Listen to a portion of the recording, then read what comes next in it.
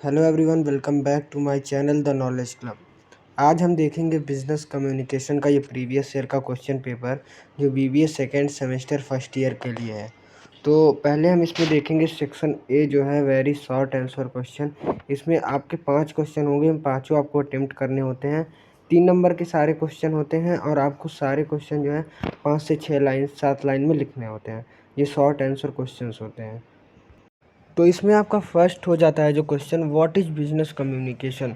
Business communication क्या है? तो देखिए, बिजनेस कम्युनिकेशन वो प्रोसेस होता है जिससे हम अपने इंफॉर्मेशन को शेयर करते हैं किसके बीच में, जो भी हमारे पीपल जो काम कर रहे होते हैं और जो भी एम्प्लॉय होते हैं उनसे अपना जो है सारी बातें को हम अपने शेयर करते हैं। तो इसको आप ऐसे लिख सकते हैं, business communication is the process of sharing information between people with in the work place and outside a company. तो आप इसका डेफिनेशन ऐसे लिख सकते हैं, मतलब कि बिजनेस कम्युनिकेशन एक प्रोसेस होता है जो हम अपनी इंफॉर्मेशन को शेयर करते हैं। किसको शेयर करते हैं? पीपल्स को, आउटसाइड ऑफ अ कंपनी, जो आउटसाइड होते हैं कंपनी को, जो वर्क प्लेस पे जो काम कर रहे होते हैं उनको अपनी इंफॉर्मेशन को शेयर करते हैं। इसमें सेकंड क्वेश्चन हो जाता है, व्हाट इज कल्चर। देखिए, कल्चर का मतलब ये हो गया कि डिफरेंट डिफरेंट ग्रुप के लोग, जैसे किसी और का कास्ट अलग होता है, किसी और का कल्चर अलग होता है और किसी और की कंट्री अलग होती है, तो डिफरेंट डिफरेंट ग्रुप के लोग होते हैं। तो कल्चर में क्या होता है कि हम इसमें जब किसी से कम्युनिकेट करते हैं तो उनका कल्चर देख के करते हैं। तो ये कल्चर यही होता है कि एक बिजनेस ऑर्गेनाइजेशन में अलग अलग लोगों का अलग अलग कल्चर हो सकता है। उसके बाद थर्ड क्वेश्चन आपका हो जाता है, what do you understand bye internet. Internet से आप क्या समझते हैं? देखिए, ये सारे क्वेश्चन आपके कम्युनिकेशन से रिलेटेड हैं। तो अब अगर आपसे इंटरनेट के बारे में पूछता है तो इंटरनेट से आपका यहाँ पे क्या कनेक्शन होगा, वो कम्युनिकेशन से होगा। तो आप इसमें लिख सकते हैं कि इंटरनेट हमारे कम्युनिकेशन में यूज आता है। हम बाहर भी इंटरनेट के थ्रू हम बाहर भी लोगों से बात कर सकते हैं और काफ़ी वास्ट इसकी सर्विस होती है, काफ़ी तेज़ सर्विस होती है। हम कभी भी कहीं से भी इंटरनेट से हम बात कर सकते हैं, एक दूसरे से कम्युनिकेट कर सकते हैं। ये हमारे ऑर्गेनाइजेशन को हेल्प करेगी। तो इंटरनेट हमारे कम्युनिकेशन में यही हेल्प करता है। हम इंटरनेट से ग्लोबली कहीं भी कनेक्ट हो सकते हैं। ये नेटवर्क सिस्टम होता है। तो आप इंटरनेट के बारे में यही सब लिखेंगे। उसके बाद फोर्थ क्वेश्चन हो जाता है, what is meant by agent of meeting. देखिए, एजेंड ऑफ मीटिंग का मतलब ये हो गया कि लिस्ट ऑफ मीटिंग एक्टिविटी, जो भी लिस्ट ऑफ मीटिंग एक्टिविटी होती है इसमें डिफाइन की जाती है एजेंड ऑफ मीटिंग में। तो ये इसका मतलब यही हो जाता है कि जब भी आप कोई मीटिंग करने जाते हैं तो उससे पहले आप मतलब सारी चीज़ों को इकट्ठा कर लेते हैं कि क्या क्या हमें करना है मीटिंग में। ड्यूरिंग द मीटिंग के अंदर हमें क्या क्या करना है, लिस्ट बनाते हैं उसका और फिर हम मीटिंग शुरू करते हैं। फिफ्थ क्वेश्चन हो जाता है, व्हाट इज़ मीन बाई पारा लैंग्वेज। पारा लैंग्वेज क्या होता है? देखिए, पारा लैंग्वेज एक जो है नॉन वर्बल कम्युनिकेशन होती है। ये अलाउ करती है पीपल को कि वो मीटिंग में जो है इसके थ्रू अपना टॉपिक, अपना पॉइंट रख सके। तो पारा लैंग्वेज का यही मतलब होता है। आगे हम देखेंगे सेक्शन बी। सेक्शन बी जो 7.5 नंबर का होता है, अब मोस्ट इम्पॉर्टेंट हो जाता है वो। आप इसको अच्छे से देख के जाइए, कई बार इसी से क्वेश्चंस आते हैं, इसी क्वेश्चन पेपर से। देखिए, सिक्स्थ क्वेश्चन है, explain the principle of effective communication. देखिए, मोस्ट इंपॉर्टेंट आपका ये क्वेश्चन है, 3 नंबर या 7.5 नंबर में ये आपसे पूछेगा ही पूछेगा। तो ये तो पॉसिबल नहीं है कि मैं आपको यहाँ पे पूरा अच्छे से एक्सप्लेन करके बताऊँ, लेकिन इफ़ेक्टिव कम्युनिकेशन के कुछ प्रिंसिपल्स होते हैं जो मैं आपको ज़रूर बता देता हूँ। देखिए, पहला तो आप इसमें ये लिख सकते हैं, जैसे मान लीजिए आप इसमें लिख सकते हैं क्लियरिटी इन आइडिया।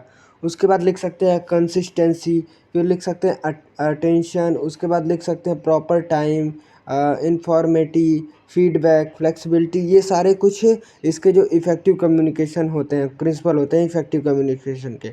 तो आप इसको अगर लिखते हैं तो इसको एक्सप्लेन करना भी ज़रूरी होगा, इसलिए आप इसको अच्छे से पढ़ लीजिएगा। उसके बाद 7th क्वेश्चन हो जाता है, what is business letter, elaborate the essential of a business letter.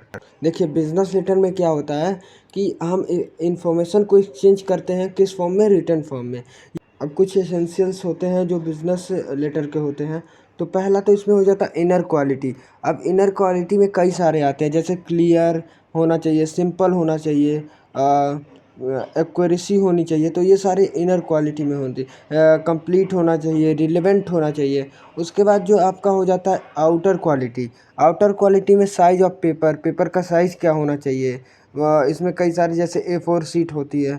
उसके बाद क्वालिटी ऑफ पेपर, पेपर की क्वालिटी क्या होनी चाहिए जिस पे आप लेटर लिख रहे हैं। थर्ड हो जाता है colour of the paper, paper का कलर क्या होना चाहिए। Folding of letter. तो ये सारे जो है आउटर क्वालिटी में आते हैं। तो आपका ये 7th क्वेश्चन है। उसके बाद 8th क्वेश्चन हम देख लेते हैं। अब 8th क्वेश्चन आपका है व्हाट इज़ इफेक्टिव लिसनिंग। अब what are the barrier of it. देखिए इफेक्टिव लिसनिंग क्या होता है और क्या इसके बैरियर्स हो सकते हैं। तो चलिए पहले समझ लेते हैं इफेक्टिव लिसनिंग क्या होता है। इफेक्टिव लिसनिंग जब आपका मैनेजर या फिर जब आपका टॉप लेवल मैनेजर कोई भी आपसे कोई भी बात कहता है और आप उसे अच्छे से सुन के आप उस वर्क को अच्छे से डन कर लेते हैं, तो उसी को हम इफेक्टिव लिसनिंग कह सकते हैं। लेकिन कई बार इसमें बैरियर्स भी आते हैं, आप उस वर्क को कर नहीं पाते हैं या फिर आप उसको सुन नहीं पाते हैं अच्छे से या समझ नहीं पाते हैं। तो इसके क्या क्या बैरियर्स हो सकते हैं। तो पहला इसमें हो जाता है physical barrier in communication. First इसमें हो जाता है फिजिकल बैरियर। उसके बाद सेकंड जो इसमें हो जाता है इमोशनल बैरियर। उसके बाद आपका थर्ड हो जाता है इसमें साइकोलॉजिकल बैरियर। उसके बाद आपका एक और हो जाता है इसमें कल्चरल बैरियर, लैंग्वेज बैरियर। कई सारे बैरियर्स जो होते हैं इसमें होते हैं। टाइम प्रेशर आप पे होता है, आप उसकी वजह से कई बार नहीं सुन पाते हैं।